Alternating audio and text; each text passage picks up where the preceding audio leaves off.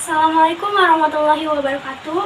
Perkenalkan, nama saya Handarsala dari kelas 11 MPLB 2. Berdirinya saya di sini, saya akan membahas materi tentang perencanaan program kerja Humas. Pertama, ada pengertian program kerja Humas secara umum. Program kerja adalah suatu rencana kegiatan dalam suatu organisasi yang terarah, terpadu, dan sistematis dalam rentang waktu yang telah ditentukan oleh suatu organisasi. Program kerja ini akan menjadi pegangan bagi organisasi dalam menjalankan rutinitas roda organisasi. Program kerja juga digunakan sebagai sarana untuk mewujudkan cita-cita organisasi. Pengertian program kerja Humas menurut pendapat.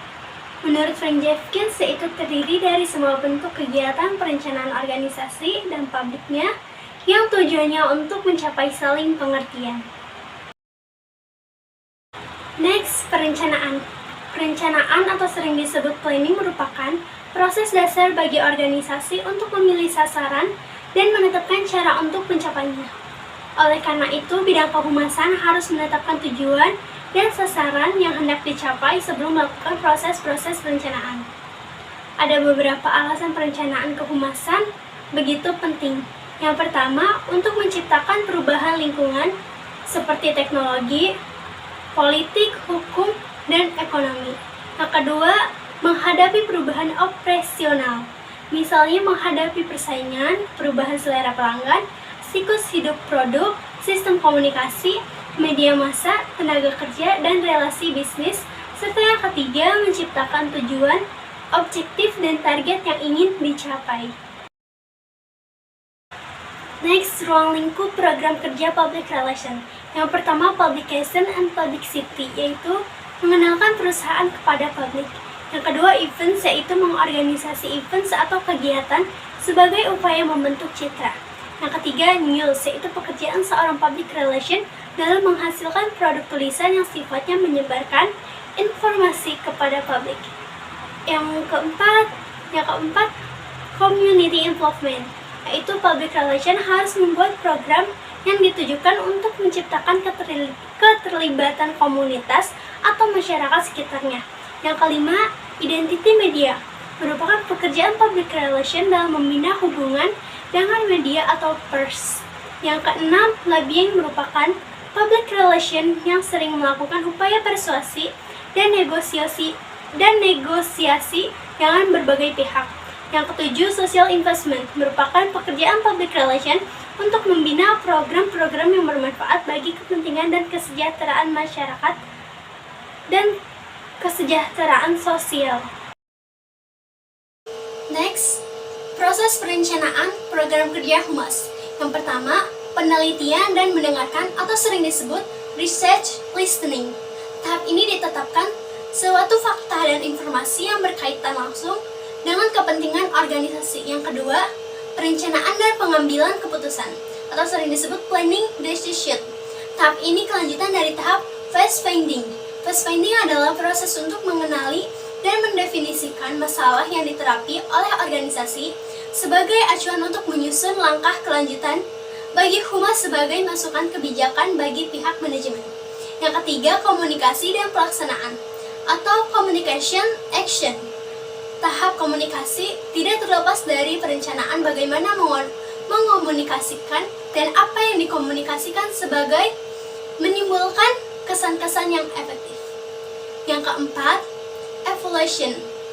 Evaluasi atau evaluation. Pada tahap ini, Humas mengadakan penilaian terhadap hasil dari program-program kerja atau aktivitas Humas lainnya yang telah dilaksanakan serta efektivitas dan teknik-teknik manajemen dan komunikasi yang telah digunakan. Manfaat program kerja Humas. Yang pertama, manfaat internal, yaitu membantu pihak manajemen organisasi agar mampu beradaptasi dengan lingkungan yang berubah-ubah. Yang kedua, manfaat eksternal, yaitu mengefektifkan dan mengefisienkan koordinasi atau kerjasama antara departemen dan pihak lainnya. Next, model-model perencanaan program kerja Humas. Yang pertama, menilai situasi.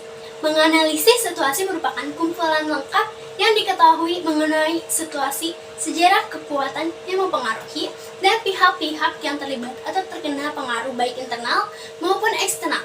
Yang kedua, mendefinisikan secara objektif. Survei untuk mengungkapkan pendapat, sikap masyarakat atau citra organisasi di mata khalayak. Yang ketiga, definisi publik. Perencanaan public relation menargetkan dua jenis publik, yaitu 1. Publik primer, berhubungan dengan usia, gender, ras, lokasi pendidikan, pendapatan, profesi, agama, preferensi konsumen, gaya hidup dan perilaku konsumsi produk.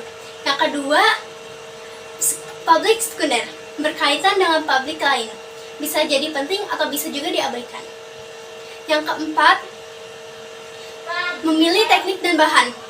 Pemilihan metode penyampaian pesan komunikasi kepada audiens memegang peranan penting dalam menentukan dampak dan efektivitas riset, media relation, printed materials, design and production, branding and consistency, dan lain sebagainya. Yang kelima, anggaran. Ada beberapa alasan penyusunan anggaran, yaitu mengetahui kebutuhan dana program atau kegiatan.